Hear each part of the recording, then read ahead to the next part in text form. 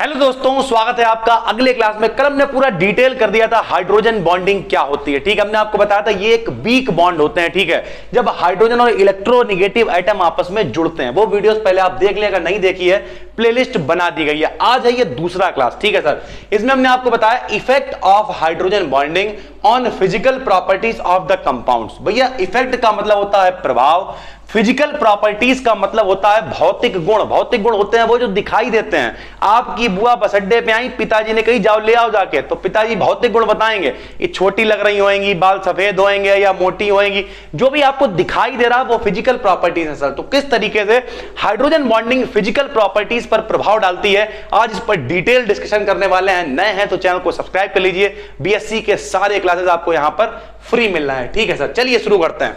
Number एक, physical state. Physical state क्या होती है सर? आपने तीन पढ़ रखे हैं, सॉलिड, लिक्विड और गैस। एक्चुअल में 5 होते हैं, ठीक है, लेकिन जो मेन होते हैं वो 3 ही होते हैं, ठोस, द्रव, गैस। हम कभी कभी मजाक में कहते भी हैं, किसी के फेंक के मारो उसकी फूट जाए वो क्या होता है? ठोस। वो भीग जाए वो क्या होता है? द्रव। और सूंघ के बेहोश हो जाए तो क्या होता है? गैस। लेकिन आपको मालूम है ठोस, द्रव, गैस क्या होता है? सॉलिड, लिक्विड और गैस। ठीक है सर, तो हमने यहां पे लिख दिया इंटरमॉलिक्यूलर हाइड्रोजन बॉन्डिंग के कारण मॉलिक्यूल्स एक दूसरे के अधिक समीप आ जाते हैं, जिससे इनकी फिजिकल स्टेट चेंज हो जाती है। ठीक है, यानी अगर कल हमने आपको बताया था 2 तरीके की हाइड्रोजन बॉन्डिंग होती है, एक इंटरमॉलिक्यूलर और एक इंट्रामॉलिक्यूलर। ठीक, जब एक से ज्यादा होते हैं तब उसे कहते हैं इंटर, एक ही मॉलिक्यूल के अंदर होती है तो उसे कहते हैं इंट्रा। ठीक, तो पहला हमने लिखा physical state. Intermolecular hydrogen bonding के कारण मॉलिक्यूल्स एक दूसरे के करीब आते हैं और इनकी फिजिकल स्टेट चेंज हो जाती है। जैसे हमने इसके 2 एग्जांपल भी लिख दिए हैं। हाइड्रोजन बॉन्डिंग के कारण जो HF है वो लिक्विड है, क्योंकि भैया HF में, HF का मतलब हाइड्रोजन फ्लोराइड, इसमें हाइड्रोजन बॉन्डिंग होती है, इसलिए ये क्या है? लिक्विड है। लेकिन HCl, HBr, HI इनमें हाइड्रोजन बॉन्डिंग नहीं होती है, इसलिए ये सब क्या है? गैसेस हैं। ठीक है सर, तो इस तरीके से फिजिकल स्टेट पे भी प्रभाव पड़ता है। उसी तरीके से हाइड्रोजन बॉन्डिंग के कारण H2O, तो आप जानते होंगे H2O क्या है? पानी है, लिक्विड स्टेट में पाया जाता है। तो लिक्विड में क्यों है? क्योंकि इसमें हाइड्रोजन बॉन्डिंग होती है। लेकिन जो H2S है, हाइड्रोजन सल्फाइड, ये गैस है। क्यों? क्योंकि इसमें हाइड्रोजन बॉन्डिंग नहीं पाई जाती। तो पहला क्वेश्चन तो यही हो गया कि H2O लिक्विड है लेकिन H2S गैस है, क्यों? तो आप क्या कहेंगे? H2O में हाइड्रोजन बॉन्डिंग होती है, H2S में नहीं होती। कुछ लोग कहेंगे सर जी सिद्ध करके दिखाइए। अभी आगे आपको इसी क्लास में समझ में आ जाएगी कि कैसे होती है। ठीक, तो पहला पॉइंट क्या होगा? फिजिकल स्टेट, यानी हाइड्रोजन बॉन्डिंग फिजिकल स्टेट को चेंज कर देता है। ज्यादातर जिनमें हाइड्रोजन बॉन्डिंग होती है, आप ये देखिए H2O, HF, ये सब क्या होता है? लिक्विड। ठीक है सर, तो जब भी कभी पूछे ये लिक्विड है वो गैस है, क्यों? तो क्योंकि इसमें हाइड्रोजन बॉन्डिंग पाई जाती है, इसलिए ये लिक्विड है सर। ठीक है, दूसरा पॉइंट क्या हो गया? मेल्टिंग पॉइंट और बॉइलिंग पॉइंट। मेल्टिंग पॉइंट होता है कितने पे गल जाता है, और बॉइलिंग पॉइंट होता है कितने पे पिघल जाता है। ठीक है सर, तो कुल मिला के, सॉरी उल्टा हो गया है, मेल्टिंग पॉइंट का मतलब कितने पे गल जाता है और बॉइलिंग का मतलब उबलना, कितने पे वो उबल जाता है। ठीक है, यानी इस हिंदी में कहें तो ऐसे कहते हैं मेल्टिंग को गलनांक और क्वथनांक। ठीक है सर, तो इंटरमॉलिक्यूलर हाइड्रोजन बॉन्डिंग के कारण मेल्टिंग पॉइंट और बॉइलिंग पॉइंट भी बढ़ जाता है। ठीक है सर, यानी इस पे क्या प्रभाव पड़ता है? मेल्टिंग पॉइंट और बॉइलिंग पॉइंट बढ़ जाता है। कैसे? एग्जांपल लिख दिया हमने, यहां पे लिखे पैरा नाइट्रोफिनॉल। क्या लिखा है? Para nitrophenol. अगर हम आपको इसे दिखाएं सही से, ठीक है सर, आप स्क्रीनशॉट तो ले ही लेंगे स्टार्टिंग में। अगर हम इसे सही से दिखाएं तो ये बना हुआ देखिए, एक बेंजीन बनी हुई है, रिंग, ये देखिए सर। ठीक है, उसके बाद नीचे NO2 ग्रुप लगा हुआ है, ये देखिए N है, O है, और ये देखिए NO2 का मतलब नाइट्रो, पैरा नाइट्रोफिनॉल है सर। ठीक है, ये हमने यहां पे बड़ा कर दिया। और इसी तरीके का एक और लिखा हुआ है, OH, OH, NO2, NO2। इस वाले H के बीच, कल हमने आपको बताया था, इस वाले H के ऊपर आंशिक रूप से पार्शियली पॉजिटिव होगा, इसके ऊपर पार्शियली नेगेटिव होगा। दोनों एक दूसरे को अट्रैक्ट यानी आकर्षित करेंगे। जो वीक बॉन्ड बनेगा वो क्या कहलाएगा? Hydrogen bond.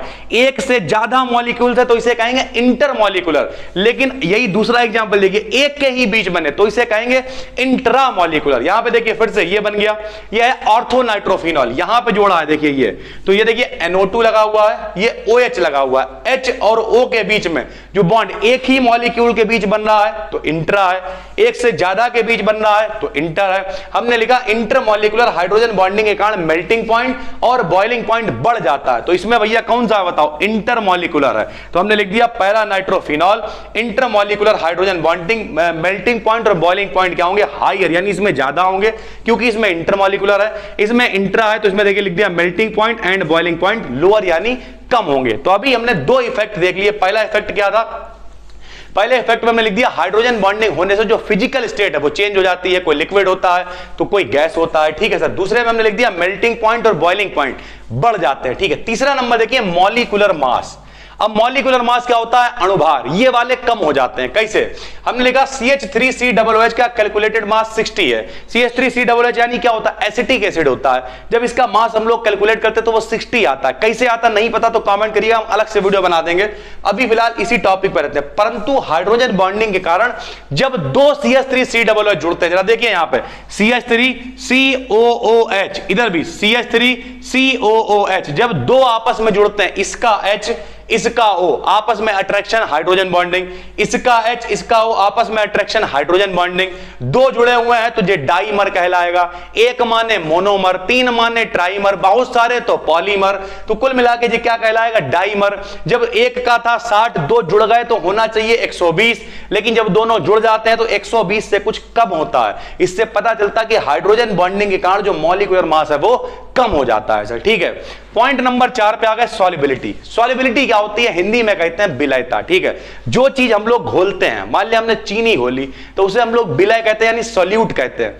जिस चीज में घोलते हैं, मान लिया पानी में घोला तो उसे हम लोग कहते हैं सॉल्वेंट। क्या कहते हैं? सॉल्वेंट यानी विलायक हिंदी में। और जो बनता है, जैसे शरबत बना तो शरबत को हम लोग कहते हैं सॉल्यूशन, ठीक है सर, यानी हिंदी में कहते हैं विलयन, ठीक है। तो यदि सॉल्यूट और सॉल्वेंट मॉलिक्यूल्स के बीच हाइड्रोजन बॉन्डिंग होती है, यानी जो घुल रहा है और जिसमें घुल रहा है, अगर उनके बीच हाइड्रोजन बॉन्डिंग है तो सॉल्यूट क्या है? स्टेबल हो जाता है, यानी आसानी से घुल जाता है। जैसे हमने एग्जांपल लिख दिया, हाइड्रोजन बॉन्डिंग के कारण C2H5OH का नाम है एथिल अल्कोहल। H2O में मिसिबल है, यानी पानी में घुल जाता। सरल भाषा में कहें एथिल अल्कोहल मतलब शराब यानी दारू, और H2O का मतलब पानी। अब आपको तो पता ही होगा सर कि किसके साथ में, सोडा के साथ में कि पानी के साथ में। यानी कुल मिला के जो शराब जो है वो पानी में क्यों घुल रही है? क्योंकि दोनों के बीच में हाइड्रोजन बॉन्डिंग प्रोड्यूस हो रही है, ठीक है। अल्कोहल और वाटर के बीच में हाइड्रोजन बॉन्डिंग। देखिए सर, यह है H2O, ये पानी है, दिख रहा होगा आपको। ये क्या है? C2H5OH, इसका H प्लस इसके O के ऊपर माइनस, दोनों के बीच में जो अट्रैक्शन है, ऐसे कितने भी आप जोड़ सकते हैं। फिर देखिए H2O ऐसा, फिर अगला बना दीजिए C2H5OH। यानी कुल मिला के जब दोनों के बीच में हाइड्रोजन बॉन्डिंग बनती तो वो आसानी से घुल जाते हैं, मिसिबल यानी मिश्रणीय हो जाते हैं, आपस में घुल जाते हैं। Point number 5, volume of ice, ठीक है। बर्फ का जो आयतन है, आपने देखा होगा, आपने फ्रिज से बर्फ निकाला, इतना बड़ा था, ठीक है, या बर्फ खरीद के लाए 10 रुपए का, इतना बड़ा। वाटर कूलर में पानी डाले बिना रख के भूल गए, इतना सा रह गया। क्यों ऐसा हुआ? क्योंकि भैया इसमें हाइड्रोजन बॉन्डिंग बन जाती है, जिससे बीच में एयर यानी हवा आ जाती है। तो यहां लिख दिया हमने, आइस के क्रिस्टल लैटिस में स्ट्रॉन्ग हाइड्रोजन बॉन्डिंग के कारण लैटिस में एयर गैस डेवलप हो जाते हैं, यानी बीच में जो हवा है वो आ जाती है, जिससे आइस का वॉल्यूम लिक्विड वाटर के वॉल्यूम से अधिक हो जाता है, यानी बर्फ का जो आयतन है वो ज्यादा हो जाता है। पानी पिघल के वाटर कूलर में इतना रह जाता है। हमने चित्र भी बना के दिखा दिया सर, देखिए फिगर। H2O, देखिए H2O एक H2O यानी पानी है, H2O एक और पानी का अणु है, H2O एक और पानी का मॉलिक्यूल है। इसका H इसका O, इसका H इसका O, इसका H इसका O, जो बीच में जगह बनी है इसे कहेंगे एयर गैप, खाली है, यहाँ पे हवा आ जाएगी। ऐसे ढेर सारे जोड़िए, ठीक है। अगर यहाँ पे नहीं दिख रहा, हम थोड़ा सा जूम करके बना दे रहा, लीजिए सर। आप क्या करेंगे, इधर देखिए H2O, जो लिखा है H, जी लिखा है 2, जी देखिए पानी है H2O, यहाँ पे तो दिख रहा होगा सर। अब क्या करा, एक और H2O जे लो, H2O, इसका, अब देखिए इसका O इसका H जे लो, ऐसे करके आराम से बना सकते हैं। एक और ले लिया, मान लिया हमने, जे लो जे H2O, 2 H 1 O, इसका H इसका O जे लो, इस तरीके से, ये लो इस तरीके से। तो जो बीच में खाली जगह बन गई, यहां पे आ जाएगी एयर यानी हवा, तो इसे कहेंगे हम लोग एयर गैप। क्या कहेंगे? Air gap. और जब हम ये बर्फ पिघलेगा तो हवा सारी निकल जाएगी और उसके बाद ये दोबारा से जरा सा पानी आपको नजर आएगा। इसलिए आपने देखा होगा, कितने लोगों ने देखा है ऐसा करके कि वो वाटर कूलर में डाल के बर्फ भूल गए, पानी डालना, 10 का बर्फ लाया तो वो इतना सा रह गया। उम्मीद करते हैं ये पूरा क्लास आपको समझ में आ गया होगा। अगर पहली बार आप देख रहे हैं तो BSc फर्स्ट सेमेस्टर के पूरे प्रॉपर क्लासेस आपको इसी चैनल पर मिलना है। 1 या 2 दिन के अंदर आपको फिजिक्स के क्लासेस भी मिलना स्टार्ट हो जाएंगे, बिल्कुल फ्री है सर। इतना तो हम करा ही देंगे कि आपको शायद दिक्कत नहीं होगी सर, ठीक है। प्रॉपर पढ़ते रहिए।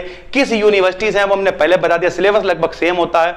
जिस भी यूनिवर्सिटी से अपने पैटर्न को देखिए, टॉपिक छाटिए, वो टॉपिक आपके मतलब का है, पढ़ाई करिए और मेहनत से आगे बढ़िए। उम्मीद करते हैं आपको अच्छा लगा होगा। नए हैं तो चैनल को सब्सक्राइब कर लीजिए। हम मिलते हैं आपसे एक और वीडियो में, तब तक के लिए धन्यवाद।